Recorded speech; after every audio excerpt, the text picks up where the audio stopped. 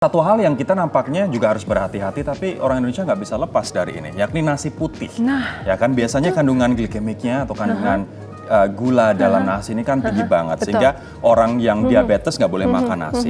Orang yang diet ini kalau makan nasi putih ya udah akan menghancurkan dietnya gitu kan. Tapi ternyata ada beberapa tips gimana caranya agar kandungan gula dalam nasi putih ini jadi lebih rendah, Des. wow, jadi langsung bisa kita praktekin juga ya. Seperti apa tipsnya? Langsung kita saksikan dalam tayangan berikut ini. Inliners sekarang banyak banget ya pelaku diet yang pola hidupnya menjauhi nasi karena kandungan glikemiknya yang tinggi. Mereka beralih menggunakan asupan karbo dari nasi merah atau nasi hitam yang punya kadar gula lebih rendah. Nah, tapi bagi inliners yang berada di kubu penyuka nasi putih, tenang. Ada kok beberapa cara yang bisa dilakukan untuk mengurangi kadar gula dalam nasi putih yang mudah banget dilakukan di rumah. Pertama, inliners, tambahkan sedikit jeruk nipis dan daun pandan saat memasak nasi. Ternyata selain menambah rasa lezat dan aromanya, juga mampu mengurangi kalori dalam nasi putih. Kalau sudah matang, tiriskan dan dinginkan nasi dengan cara dikipas ya inliners. Nasi yang sudah berkurang kelengketannya siap dikonsumsi.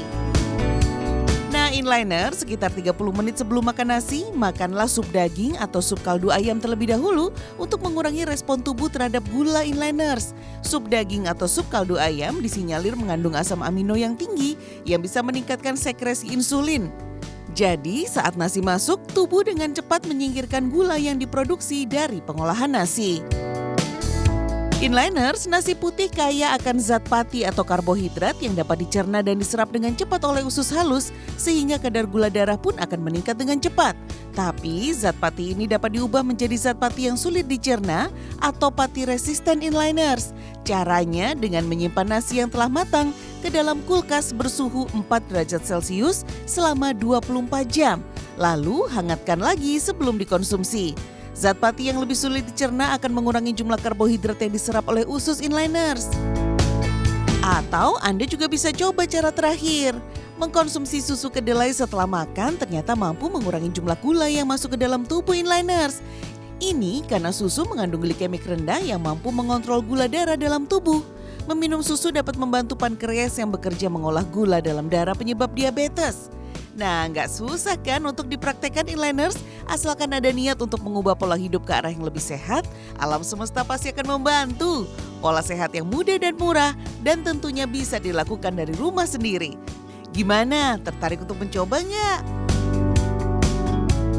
Tapi ini yang mesti diingat ya, orang Indonesia suka banget yang namanya nasi putih. Bahkan banyak istilah mengatakan bahwa kita nggak makan kalau belum makan nasi putih. Betul. Tapi yang kita suka belum tentu yang tubuh kita butuhkan. Oke. Aku semangat banget kalau ngomong soal kayak begini. Jadi kalau misalnya nih kamu disuruh milih ya antara tadi itu bagaimana caranya membuat nasi putih menjadi rendah gula. Kamu pilih yang kayak gitu atau pilih Menurutku ribet.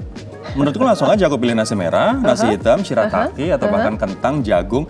Herannya di Indonesia itu kayak kentang, jagung, sagu, itu dianggap kayak makanan pokok kelas 2. Padahal nggak kayak begitu ya kan. Justru malah mereka lebih sehat, kandungan gulanya lebih rendah, kandungan kalorinya juga mungkin juga lebih rendah. Dan kita bisa mengimbanginya dengan makanan sayur, protein, dan juga lain sebagainya gitu. Tapi jangan pernah menganggap, kalau menurutku ya, sagu, jagung, kentang sebagai makanan pokok kelas 2. Karena ada bubur Manado. Benar.